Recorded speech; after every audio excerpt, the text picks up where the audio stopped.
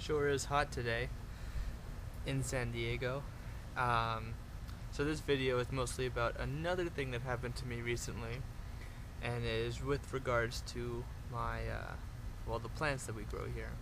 And it also has to do with the figs. This fig tree, let me tell you, if you want to make friends, grow a fig tree. Why? Well, because an old Chinese woman came over, and this was a few days ago, and she asked my father if she could have some figs. Now, my father couldn't really communicate with her, not because she was speaking in Chinese, but it was mostly just because she didn't know very good English. Or rather, she didn't speak English very well. Not very good. Common mistake. Even by people who speak English. So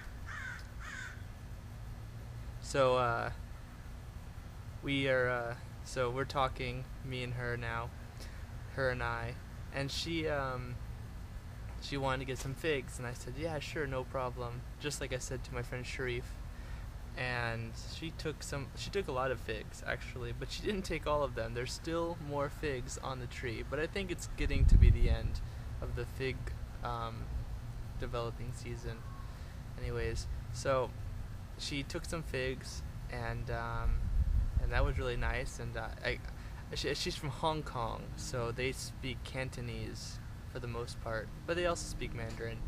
I know a little bit of Mandarin, but I don't know any Cantonese really. So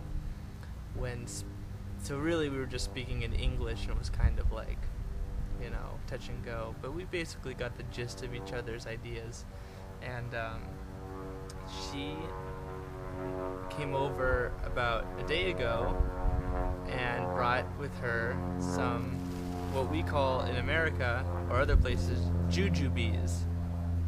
Jujubes. Now, you might have heard that, and they're also a candy, the candy jujubes, but that's not what she brought. She brought actual jujubes, which I believe are called hongzao, something like that. I'll put the characters up on the video so you can see, but this is a jujube, and there's different kinds of jujubes. A hongzao would be a red. I'm bad with tones, as any of my friends who speak Chinese often tell me. I need to work on those. But anyways, so this I don't believe is a red jujube. It could be, but I don't think so. Because it might be turning red here. I'm not sure. But she brought a whole bag of jujubes, and that was really nice of her. And so Sharif brought the figs, and he got the figs, and he brought the fig jam. That was nice of him. This woman, I never got her name, but she took some figs and brought jujubes. That was very cool of her. And there's a Korean couple that comes over sometimes. They take figs, and then they bring something, usually. So it's like this sort of give and take thing that I'm really a big fan of. It's actually very refreshing, I think. I totally didn't expect it either. Part of me says that this is perhaps a cultural thing, and perhaps so. Also, I mean, at the risk of sounding like as if I'm attributing a generalization to a particular continent or a particular group of many different peoples, but some people might say that's just an Asian thing, right? So Middle Eastern is still Eastern, and of course Chinese would be, and Korean would be Eastern, but I think people would still do that here in the West. It's just being nice.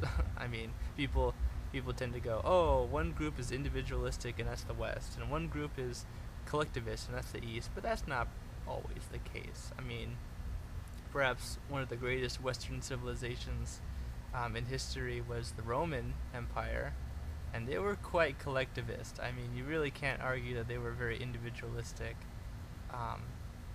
So there's not really that's a false dichotomy, So anyways, back to the fruit and vegetables and things like that. So these are jujubes, and I'm gonna eat one right now. They kind of taste like they have the consistency of apples, sort of. They have a weird aftertaste that I'm not fond of, though. But the more I eat them, the less the aftertaste is bad, I guess. So that's kind of what it looks like. On the inside, it's got a white, pithy flesh. Yeah. So I know you didn't come on this video to watch me eat. Especially if you're eating, you probably lose your appetite. But I guess I just want to share this with you all. It's sort of a interesting phenomenon, since I like to grow the garden to just do good stuff for me. Is kind of I want to say, I guess, it's a, what's the right word? Carthesis? Is carthetic? Oh, I'm usually good with this sort of thing, but it's definitely it feels good to grow stuff, like the spearmint that I have over here, and the peppermint. You know, and I go further out, and there's peppers. Although they look like we could use some water. Maybe I'll do that. And then we have the sage and rosemary and the strawberries. And if you see those mushrooms, those mushroom logs, they never sprouted. I should figure out what's wrong with them. I probably did something like didn't give them enough moisture or something. Those are Lingzhi, the reishi mushroom, the supernatural mushroom, as they call them. I think they're kind of cool as far as the organism goes. I'm not really into the I mean, there's a lot of good things about them, actually. There's some recent scientific articles that support some pretty interesting health benefits for Lingzhi mushrooms and other bracket type mushrooms, actually, not just Lingzhi. But I tried to grow some of those, and I grew some shiitake mushrooms before, but they didn't. The Lingzhi didn't really grow as well as the shiitake mushrooms did, so I'll probably try them out another time in my life. But another thing that I recently made that I wanted to share with everybody was this. Do you know what this? You don't know what this is. This is a tincture of peppermint. I even have the label on here. It says mentha piperita tincture 80 proof vodka. That was the alcohol that I used to make it. And I even have the date. I've dated it 8/2/13 to 9/2/13. 1 month. So it was a whole month. It was in a jar. And I made two kinds. I did one where I blended the peppermint up in a blender, and that didn't work out too well with the water and everything. I don't think it worked out too well, but I only had that one for 2 weeks. And I decanted it into some jars. And then this one's a month. And so I made this tincture, and this is a month, and this tinctures are an interesting thing. I'll have more videos on these sort of liquids, but you see, there's supposed to be a health benefit to them. Certain herbs, of course, are better for certain things, and of course the more you have it in the alcohol, the more it can extract these chemical constituents. And so if you're not careful, sometimes you can harm yourself, because some are very, like feverfew, and other herbs can be very dangerous if you take a lot of them at a certain time. But peppermint, I think, is a little bit more innocuous.